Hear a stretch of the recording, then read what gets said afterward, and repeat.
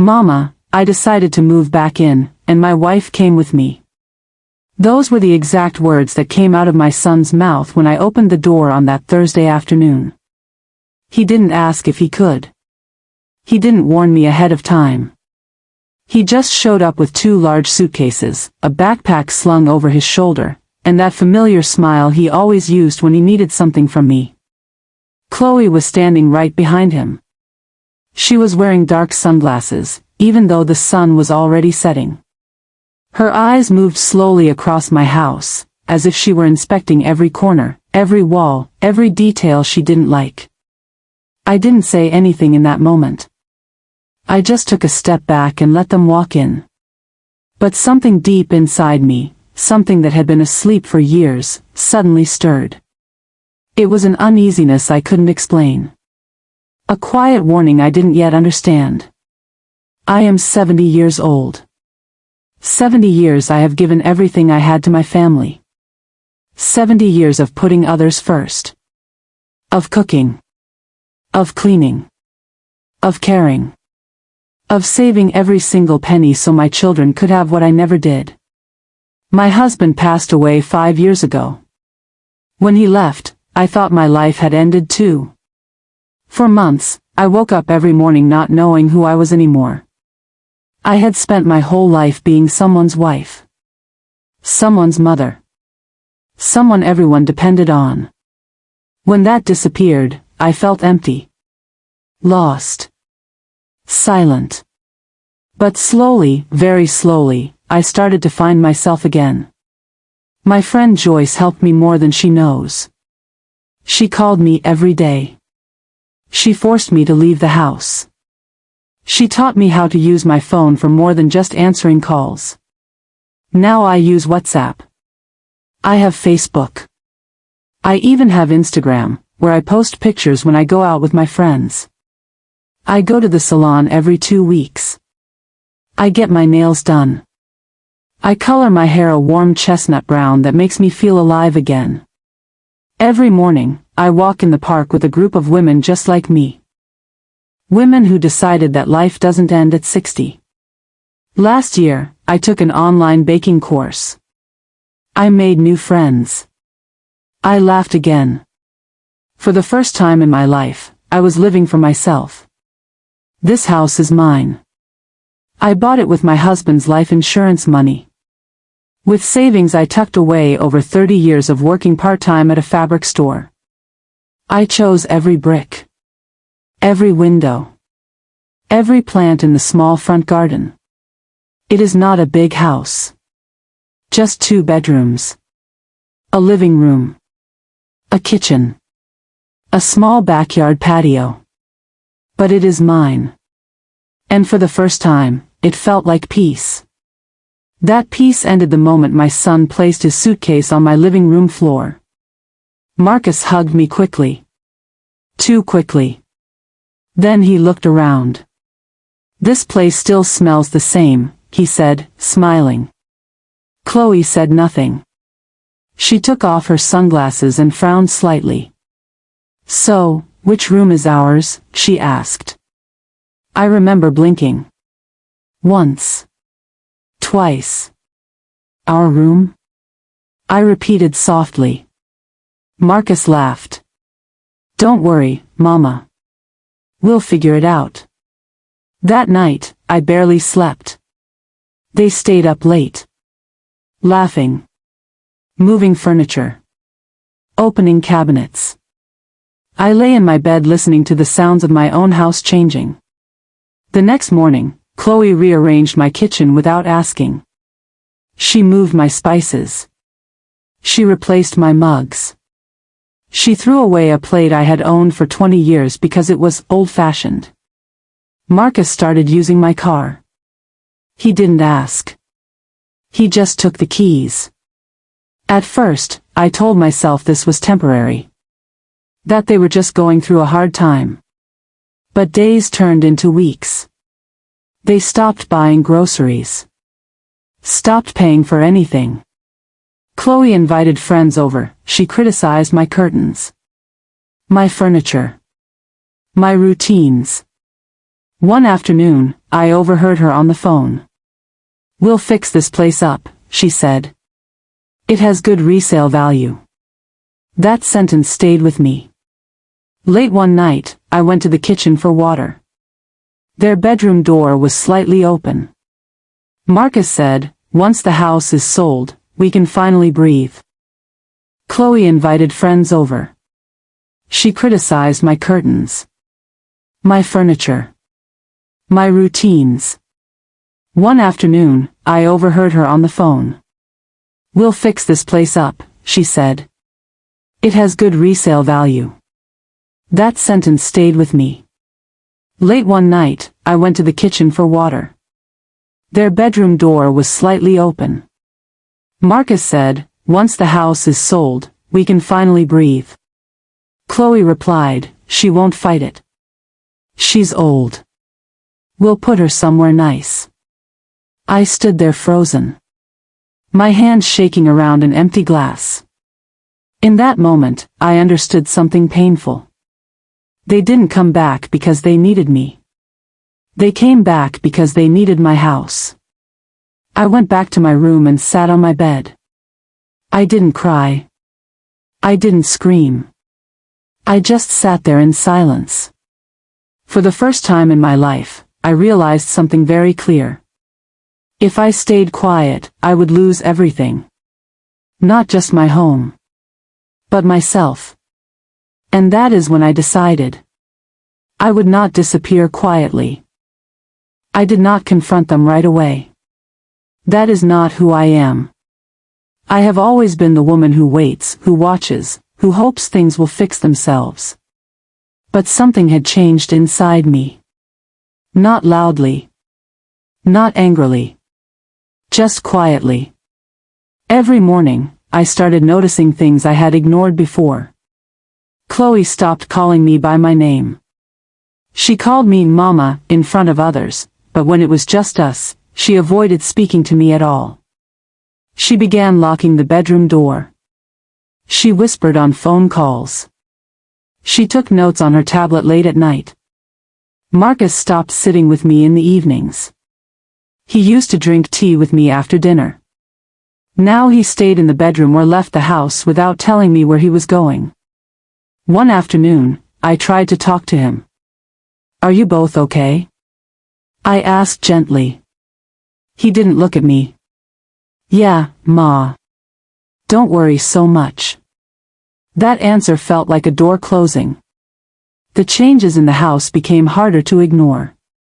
Chloe replaced my family photos with framed quotes. She moved my late husband's chair into the garage because it didn't match. When I saw it leaning against the wall, dusty and forgotten, my chest tightened. That chair was where my husband used to sit every evening. Where he read the newspaper. Where he laughed softly at jokes only he understood. I wanted to say something, but my voice stayed trapped inside me. At night, I lay awake listening to their conversations. Not on purpose at first. Sound travels easily in a small house. They talked about repairs. About loans. About timing. One night, I clearly heard Chloe say, "We just need her to agree." Marcus replied, "She will. She always does." Those words hurt more than anything else. Not because they were cruel, but because they were true. I had always agreed. I had always stepped aside. The next morning, Chloe placed papers on the table. "We're just organizing things," she said casually. I looked at the top page. It had my address on it. My hand started shaking. That afternoon, I went for my walk in the park. Joyce noticed something was wrong immediately. "You look tired," she said. I sat beside her on the bench and told her everything. Not all at once. Slowly. Piece by piece. When I finished, Joyce was quiet for a long time. "Elara," she said finally, "you need help." That word scared me. Help. She wrote a name on a piece of paper. Lena Davis. Attorney. I kept that paper in my pocket for 2 days before I called. Lena's voice was calm. Steady. She listened without interrupting. When I finished, she said something I will never forget. You are not powerless. I met her in her office the next day. My hands were shaking the entire time. She asked questions. Simple ones. Is the house in your name? Yes. Do they have legal permission to act on your behalf? No. She nodded. They cannot sell your house. Not without your consent. I felt like I could breathe again. But then she leaned forward. You need proof, she said softly. She told me to secure my documents. To change my passwords. To keep records. People do not plan in silence, she said. They leave trails. That night, I locked my bedroom door for the first time. I placed my important papers in a small box under my bed. My hands moved slowly, carefully. I changed my bank passwords. My email. Everything. Joyce helped me install small cameras. Hidden. Quiet. I hated doing it. It made me feel like a stranger in my own home. But deep down, I knew it was necessary. Days passed. Then weeks. The cameras captured things I never wanted to hear. Chloe speaking to a real estate agent. Discussing prices. Timelines. Marcus agreeing. Nodding. Laughing. One night, they sat at the table. She won't notice, Chloe said. She's distracted with her little hobbies. Marcus replied, once it's done, she'll be grateful. I watched the recordings alone in my room. My heart felt heavy, but my mind was clear. They were not confused. They were not struggling. They were planning. And I was the obstacle. I stopped avoiding them after that. Not by fighting. But by standing straighter. When Chloe criticized my food, I nodded calmly. When Marcus avoided me, I let him. Inside, I was preparing. Lena told me to be patient. To wait for the right moment. So I waited. Each day, I woke up in the house I had built. Each night, I reminded myself of one simple truth. This was still my home. And I was not done fighting for it. Waiting was harder than I expected. Every day felt longer than the one before. I smiled when they spoke to me. I nodded when they made plans. Inside, I felt like I was holding my breath. The cameras kept recording. Not just conversations, but intentions. One afternoon, Chloe sat at the kitchen table with her laptop open. She didn't notice the small camera tucked above the shelf. I told the agent we're ready, she said on the phone. Yes, the owner is my mother-in-law. She paused. Then laughed softly. She doesn't really understand these things. I turned off the recording and closed my eyes. That night, I didn't sleep. I thought about Marcus as a child. How he used to hold my hand when he was scared. How he cried when he left for college. I wondered when love turned into convenience. The next day, Lena called me. You have enough, she said gently. Enough proof. Enough truth. She told me it was time to speak. I invited Marcus and Chloe to sit with me in the living room. My heart was beating fast, but my voice stayed calm. I need to talk, I said. Chloe crossed her arms. Marcus looked uncomfortable. I placed my phone on the table. I pressed play. The room filled with their own voices. Their plans. Their laughter. Their certainty. Chloe's face changed first. Then Marcus's. I watched them carefully. Not with anger. with sadness. "This is my house," I said softly. "I trusted you." Marcus opened his mouth, then closed it. Chloe stood up. "You're confused," she said. "You're not thinking clearly." I shook my head slowly. "I have an attorney," I said. "And I have proof." Silence filled the room. "I am giving you 1 week," I continued. 1 week to leave my home. Marcus whispered, "Mama." I raised my hand gently. "I am still your mother," I said. "But I am also a woman who deserves respect." They didn't argue. They didn't apologize. They packed quietly that night.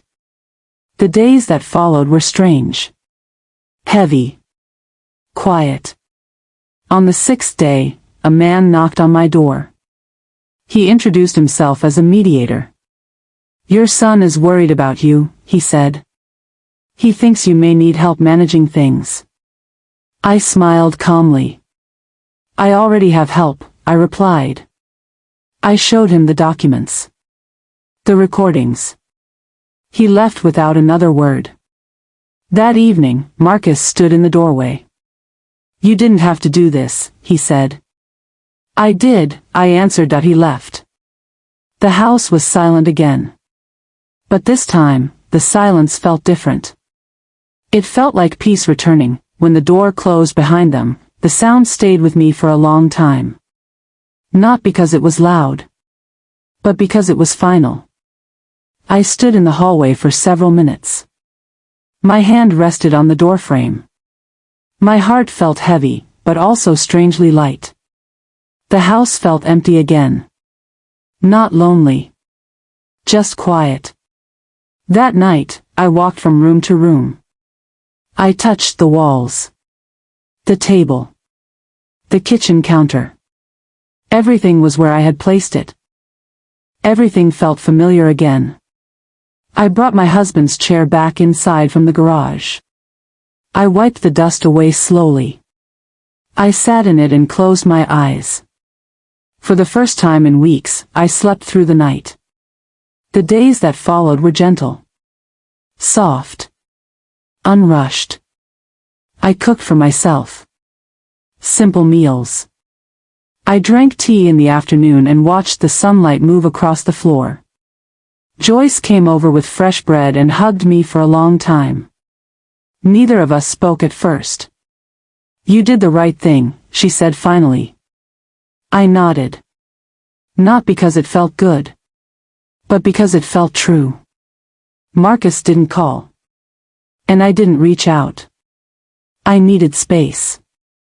Time to understand what had happened. Lena helped me finalize everything. The house documents were secured. My accounts were safe. She looked at me one afternoon and smiled. "You're stronger than you think," she said. I believed her. I went back to the park. To my walks. To my friends. I baked again. I laughed again. The house became a home once more. Not because it had always been mine, but because I finally claimed it fully. Sometimes, late at night, I felt the ache of loss. Not of my son, but of the version of him I thought I knew. I let myself feel it. I didn't push it away. Healing, I learned, is quiet work. Weeks later, I received a letter from Marcus. It was short. He said he was sorry. Not for the plan, but for how it ended. I placed the letter in a drawer. Not out of anger, but out of understanding. Some things need time, some things need distance. I sat on my patio one evening, watching the sky change colors. The same way I used to with my husband. Life had not ended when he passed. And it had not ended when my son tried to take what was mine. It had simply asked me to stand up. People often think strength is loud. That it comes with raised voices and angry words. I have learned that real strength is quiet. It is the strength to listen to your own heart. The strength to say no without shouting. The strength to protect yourself without becoming bitter. At 70 years old, I learned something I wish I had known earlier. Love does not mean giving everything away. And kindness does not mean disappearing. This house is still standing. The walls are the same. The windows still catch the morning light. But I am not the same woman who once opened the door without question. Now, when I walk through my home, I feel present. Rooted. Whole. I still love my son. That love did not disappear. But it no longer controls me. Love, I realized, should never cost you your dignity. Some evenings, I sit at the kitchen table with a cup of tea and think about the past. About the years I spent putting others first. About how easy it is for people to take what you quietly offer. I do not regret my kindness. I only regret forgetting myself. If you are listening to this and you feel small in your own home, if you feel invisible in your own life, please hear this. It is not too late. Not too late to speak. Not too late to protect what is yours. Not too late to choose yourself. Age does not take away your voice. Time does not erase your worth. Sometimes, the bravest thing you can do is stand still and say, "This is mine." And when you do, the world may not clap. People may not understand. But peace will find you. And that is enough.